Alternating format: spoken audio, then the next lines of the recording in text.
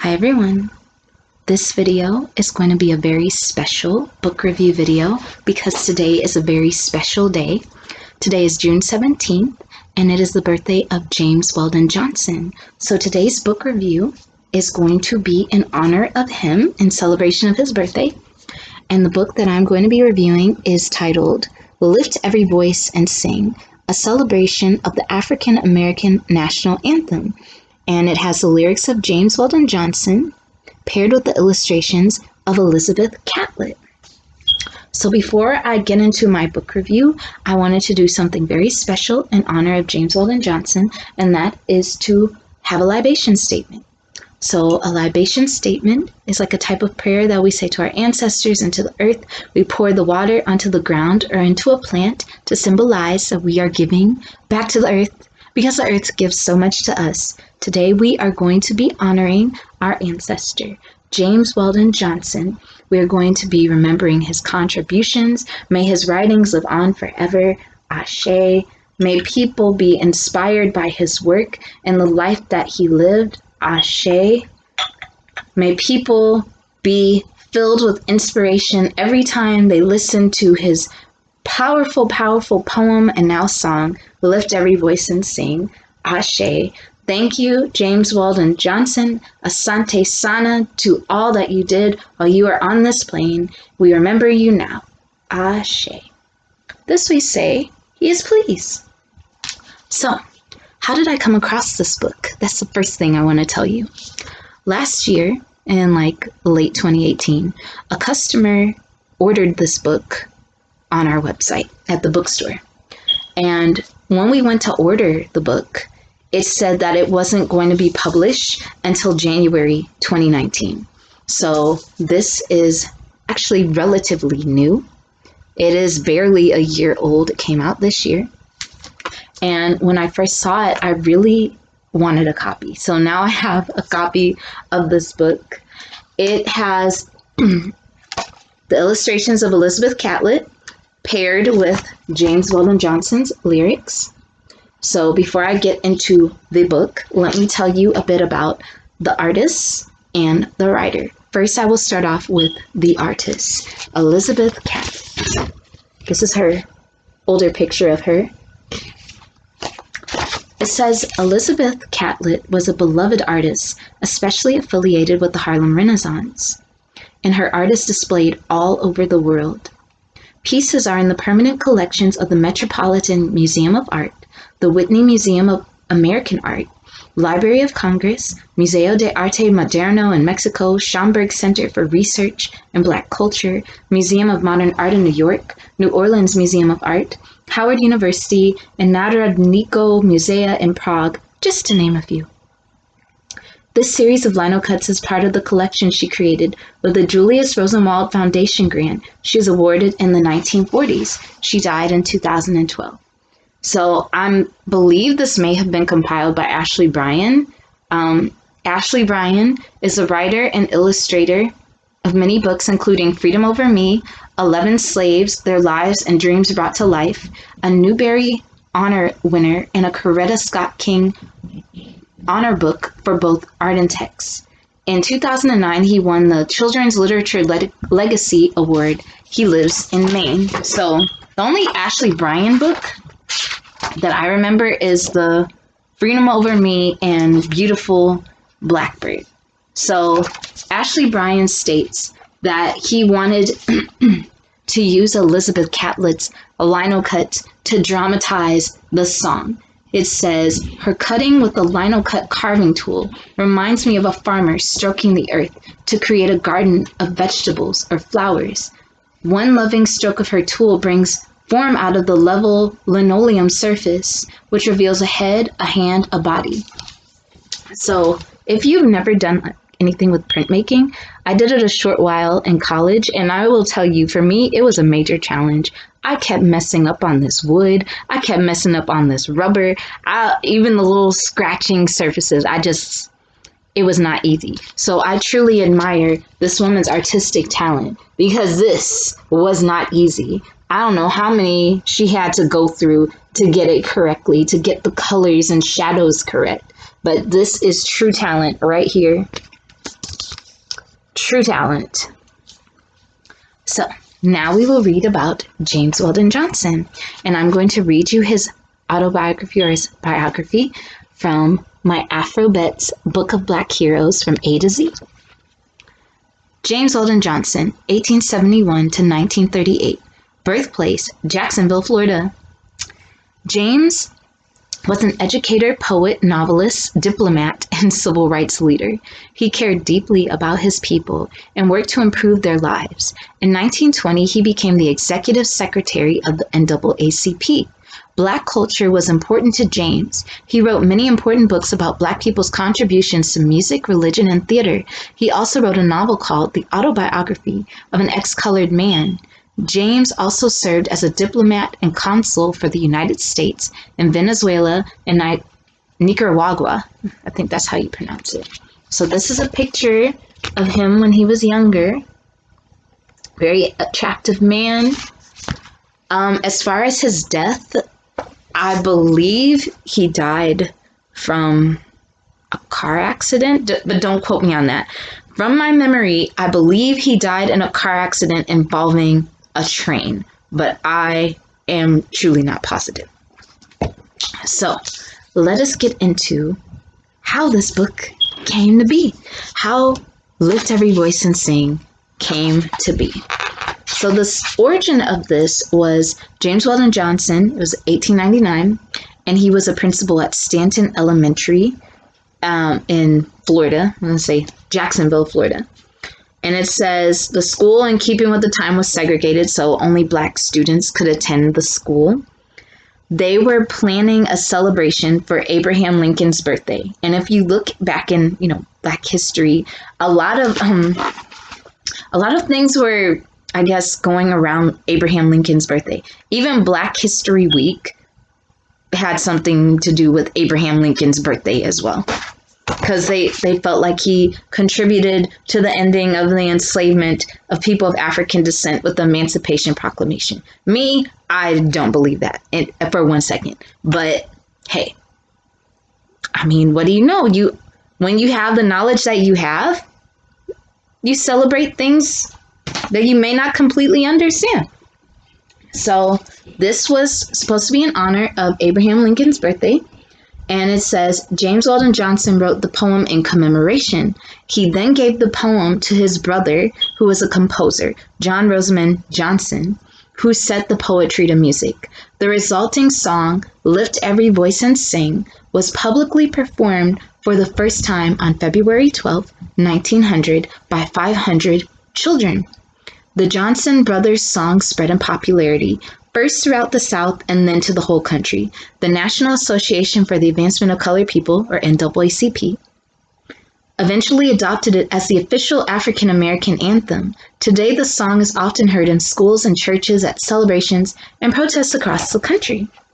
So, even when you go to a Black History event now, even when you go to something like Kwanzaa, anything usually Black related or something to do with our people, you will hear this song. This song still has relevance to this day. And there was an elder I knew. She since made her transition. Her name was Mama Frances. And of course, she was older, so she's been hearing this song most of her life. But one thing that she truly said that stuck out to me was she said, "Don't sing, lift every voice and sing as if you were in a funeral." And that's truly stuck out to me because I have heard it sung like a funeral. It sounds like you're just dragging your chain, like, lift every voice. Like, no. It was sung by 500 Black children. When you have children singing something, that usually represents the future. So she says, sing it with jubilance and joy and freedom. And that's how it should be sung. It should not be dragging on, even though it is a very powerful poem. So when I look at these illustrations, I can't think of any other pictures to really pair with it. See, this has Harriet Tubman. It's like, facing the rising sun of our new day begun. Let us march on till victory is won. It has Harriet Tubman pointing towards a brighter future. Some of the lino cuts are in color. I have to find the one that I showed you earlier. I only recognized a few people. And here I recognize Phyllis Wheatley, but this is not her. This is a black woman playing an instrument. What's really cool is that at the back of the book, there are two things. It gives the title or the caption for each lino cut in order. It says she decided to focus on black women and went to Mexico to begin her series of paintings, prints, and sculpture from which these lino cuts were taken. So this was in the 1940s, but it has an order, the captions for the lino cuts. So some of the captions say, I am Sojourner Truth. I fought for the rights of women as well as blacks, or my right is a future of equality with other Americans. On the other side, there is sheet music with all of the lyrics of the song. A lot of people only know the first stanza of Lift Every Voice and Sing, or the first two stanzas of Lift Every Voice and Sing, but they didn't know that there were more stanzas to go along with it. So if you play an instrument, you can go to the back of this book or make, I guess, if you're not violating copyright laws, Xerox copies of the sheet music so that you can play it. If you're having any type of Black History event at your school or celebrating someone from Black history. The reason that I feel like Lift Every Voice and Sing was needed was because, even though we were living in the United States, we truly weren't considered citizens. So that's why people say Black America, America, and Black America. You have the, hold on, I'm going to show it to you. Hold on. We even have our own flag, okay? We got the Black nationalist flag. Not red, white, and blue. Red, black, and green. We have our own anthem. If you're going to be treated like a different citizen within your own country, don't be surprised if you have to create your own flag, you have to create your own anthem, and you probably have to create your own system as well. But that's why this song is important, because it is not over. In fact, I'm going to share with you the lyrics and then I'll sing it to you. So, lift every voice and sing. Okay. Sing a song full of the faith that the dark past has taught us. Sing a song full of the hope that the present has brought us. This was written in 1899. What was going on at that time? You already had Reconstruction. You already had people that were still alive who had been enslaved, and their ancestors had been enslaved, and their ancestors had been enslaved. So it's not a very pretty sight. You had some blacks that had always been free, but then you had others that had not. So that is generational trauma and stress. But you're looking forward to a new day. You cannot move towards the future. It's like Sankofa. You can't move from the future and completely erase your past. How can you go into the future if you haven't dealt with your past? It's like anything. If you don't deal with your past, trauma is going to reappear in your present. There's still Black people to this day acting out the trauma of ancestors that lived hundreds of years ago. It's genetically embedded in them, and they don't even know why they're acting that way. It's not like our ancestors, most of them, just came out of enslavement and went straight to therapy. Like, some of them didn't talk about it. Some of them, their families didn't want to talk about it based off of shame, based off of they didn't want to remember. So this poem tells us this. It says, facing the rising sun of our new day begun, let us march on till victory is won. Stony the road we trod, bitter the chastening rod, felt in the days when hope unborn died. So it's not a happy road, okay? Like, I don't think if you're gonna go through being in chains, your family being broken apart, you being beaten, you being mentally beaten, you being trapped in a situation that you don't want to even be in, having people you love being lynched. I don't think that's going to be a pretty easy road. But it says, yet with a steady beat, have not our weary feet come to the place for which our fathers died? And this is so strange because this bookmark has different lyrics on it than the ones in here. And I'm wondering if there was some type of revision. So it says, have not our weary feet, hold on. Stony, because it says, come to the place for which our fathers sighed. But right here it says, died. But I don't know. We have come over a way that with tears has been watered. We have come treading our path through the blood of the slaughtered, out of the gloomy past, till now we stand at last, where the white gleam of our bright star is cast. I was like, oh God, that's like the most powerful stanza to me. It really is. Like, all of the people you love have been destroyed. You have all of this trauma in you, yet you are still going. Our ancestors are very strong people. We're strong people as well. I mean, even today, you have Black people literally being shot on camera. You have Black people being lynched still, and they're labeling it as suicide. You have Black people committing suicide, slowly doing destructive things. You have the media portraying an inaccurate version of us globally. You have people skin bleaching. You have people doing all sorts of stuff. Yet still we are strong. We are strong people. We're helping each other. We're still going forward. And sometimes people don't understand that. They're like, you have been through so much. How are you still going? And James Weldon Johnson's answer is, I guess, spirituality, because it says, God of our weary years, God of our silent tears, thou who hast brought us thus far on the way, thou who hast by thy might led us into the light, keep us forever in the path, we pray, lest our feet stray from the places, our God, where we meet thee, lest our hearts, drunk with the wine of the world, we forget thee. Shadowed beneath thy hand, may we forever stand, true to our God, true to our native land. I don't know which native land he's talking about, so I'm just going to make the assumption that it's Africa, or at least that's the assumption that I want to make. So I'm going to sing you 1 or 2 stanzas. I cannot sing, but this is for him.